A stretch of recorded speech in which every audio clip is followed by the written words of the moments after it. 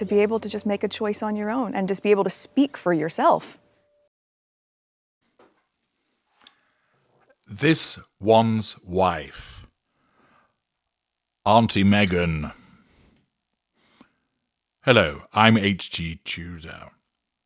Now, ordinarily, you know that I call this one's wife, but I've made an exception on this occasion to just use her first name, because the context of doing so is hugely entertaining. Yes, day 2 arrived, and with it, the hopes and expectations of a nation. For a living saint was walking amongst them. She was taking along her ginger poodle, and as the good people of Nigeria woke, they wondered, will today be the day that her bronze matches on her arms and her face? Will she wear something appropriate, or maybe go for a split crotch item? And does anybody understand why her teeth look too large for her mouth? Well, those were the key questions that were greeting Nigerians as they tucked into breakfast. But we were treated to a resume of what had been going on, courtesy of Hannah Finesse in The Telegraph, who greeted us with, Prince Harry joins wounded troops for volleyball match on Nigerian tour.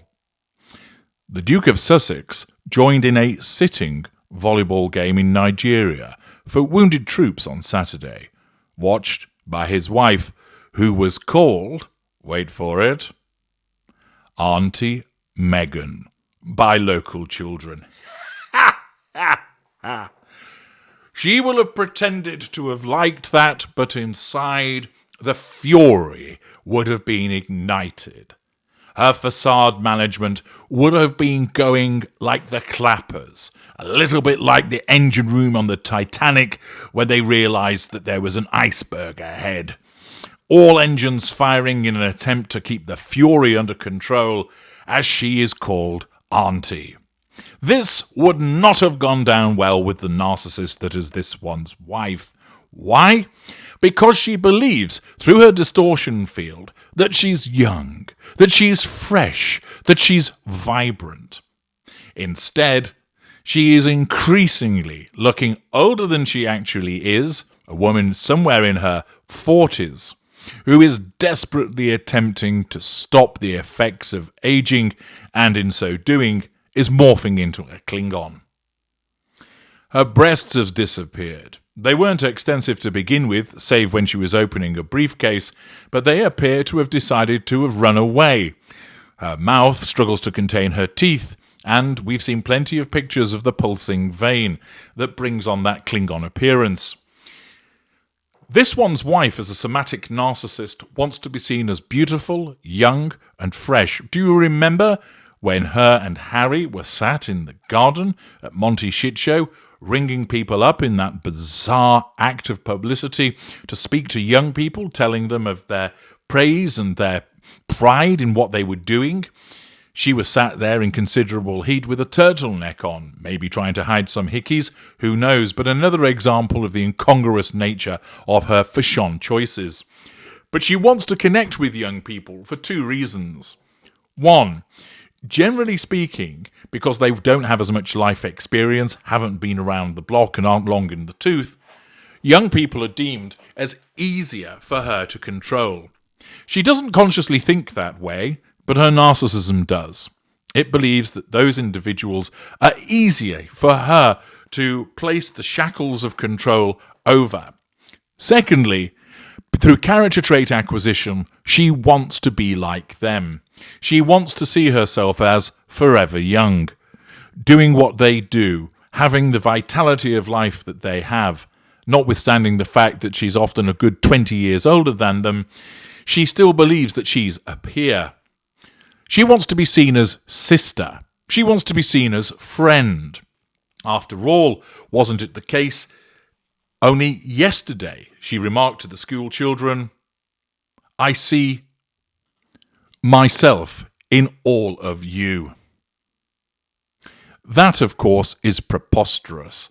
Nevertheless, it demonstrates once again the delusion of this narcissist, as she believes that all of the children effectively are offshoots of her, that belies her narcissistic mindset. It isn't her consciously telling the truth. It's a manifestation of her grandiosity. But she sees those children of extensions of herself as she does with anybody that she interacts with, because she attaches them to her for the purposes of ensuring that her needs and requirements are met.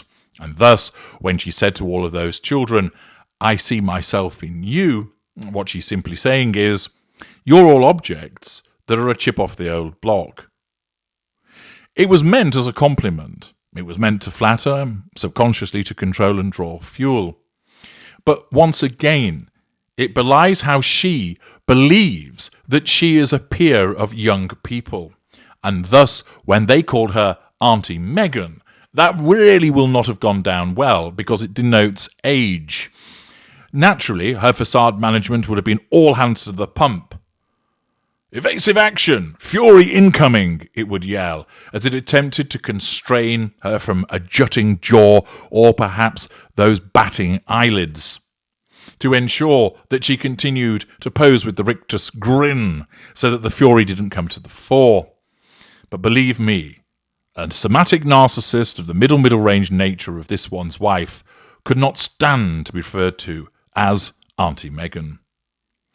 The article continues by explaining that the Duke joined Team Harry on the pitch in Asokoro, Abuja, as part of a showcase of the Nigeria Unconquered team.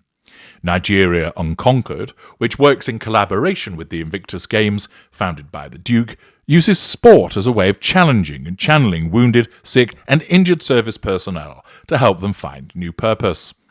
The volleyball game was the first engagement on the second day of the Sussex's trip to Nigeria to promote the Invictus Games. On arrival, the couple were given green and white scarves, the colours of Nigeria, to wear while watching the game. This one's wife turned up wearing another piece of inappropriate clothing that was split crotch and was seen posing, of course, with children, with Mies and Harriman lurking in the background like some kind of meek-headed strange uncle. After 15 minutes in the stands, the Duke was invited to take part. Spectators saw the Duchess wearing a Joanna Ortiz dress, smiling broadly and cheering when he scored his first point. Facade management. Tiwa Akanbi, 9, was ushered forward to meet the Duchess. "She said Prince Harry loves to play volleyball and is very good at it," Tiwa said afterwards. "And she asked me if I play volleyball in my school, and I said yes.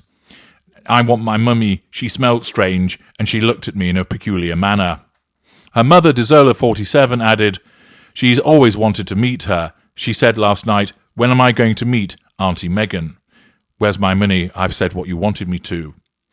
At the end of the match, the Duke, wearing his Invictus Games polo shirt, was surrounded by players and their families.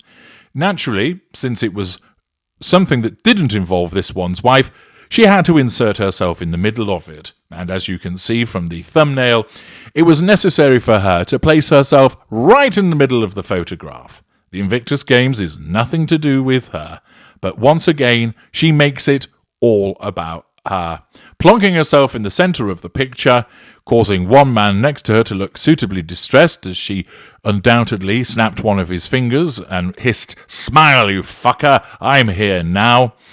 But once again, another event, which is about Harry in the Invictus Games, which becomes commandeered by the Duchess of Delusion, who will not have been best pleased as a consequence of being labelled as Auntie Meghan. I'm H.G. Tudor. Thank you for listening.